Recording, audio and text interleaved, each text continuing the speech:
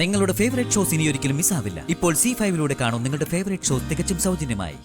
നാളെ തന്നെ അർച്ചനയ്ക്കൊരു സർജറി നടത്താമെന്നും പറഞ്ഞിട്ടുണ്ടായിരുന്നു. സന്ധ്യ ഡോക്ടറോട് അച്ഛൻ ഇപ്പോഴും ചെറിയൊരു ദേഷ്യമുണ്ടെന്ന് തോന്നിയതുകൊണ്ടാ അച്ഛൻ പറഞ്ഞപ്പോ തന്നെ അങ്ങോട്ട് പോയത്. അതല്ല, സർജറി വേണമെന്ന് പറഞ്ഞോ? ഏത് ഡോക്ടറാണ് പറഞ്ഞത്?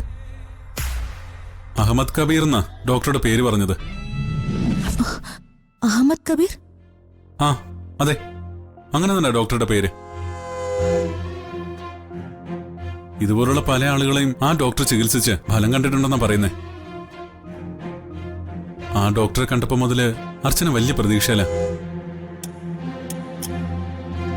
ഇപ്പോഴാ എനിക്ക് സമാധാനമായത്. ഈ പറയുന്ന അഹമ്മദ് കബീറിനെ കുറിച്ച് കൂടുതലായി ഒന്ന് അന്വേഷിക്കണം.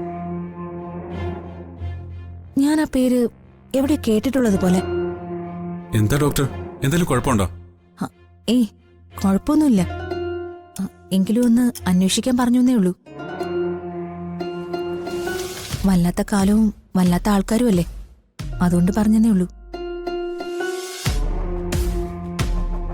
എന്തായാലും ആ ഡോക്ടർ ഉറപ്പ് പറഞ്ഞതല്ലേ, ട്രീറ്റ്മെന്റ് മുടക്കണ്ട. ആ ശരി ഡോക്ടർ.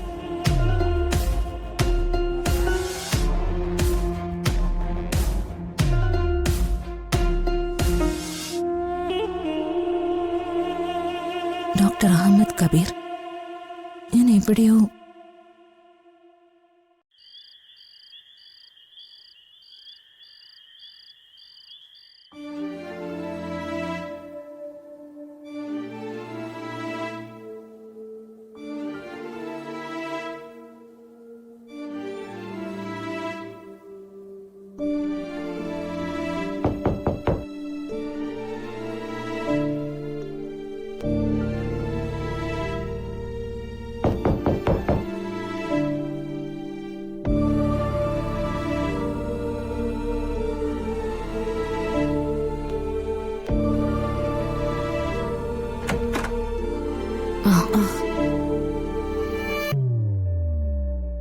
ഇത്രയും നേരം ഒരേ കരച്ചിലായിരുന്നു.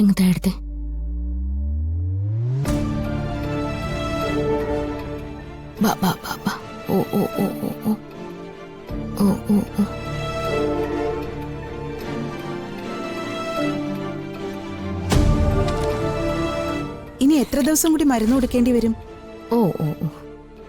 4 ദിവസത്തെ കാര്യം കൂടി ഉള്ളൂ എന്നാ ഡോക്ടർ പറഞ്ഞിരിക്കുന്നത്.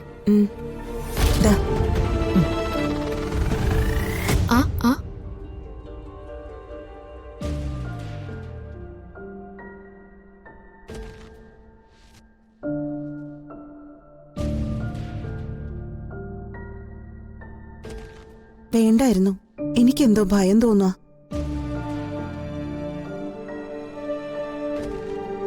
അച്ചു, ഞാൻ സമയമാകുമ്പോ കുഞ്ഞിനെ കൊണ്ട് തരാം. ഏയ്, കുഴപ്പമൊന്നും ഉണ്ടാവില്ല മീരടുത്തി. ഇത്രയും ദിവസം ആരും അറിയാതെ നമ്മളിത് കൈകാര്യം ചെയ്തില്ലേ, അതുപോലെ ഇനിയുള്ള ദിവസവും ആരും അറിയാൻ പോകുന്നില്ല. അങ്ങനെയല്ല സന്ദീപേ, ആതിരയുടെ കാര്യം മാത്രമല്ല, അവന്തികടത്തി അറിഞ്ഞാലും പ്രശ്നമാണ്.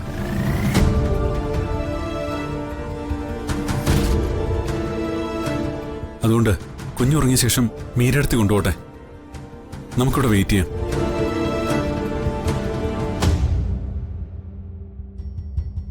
ഡൗൺലോഡ് ചെയ്യൂ C5 ആപ്പ്. കാണൂ എല്ലാ എപ്പിസോഡുകളും സൗജന്യമായി.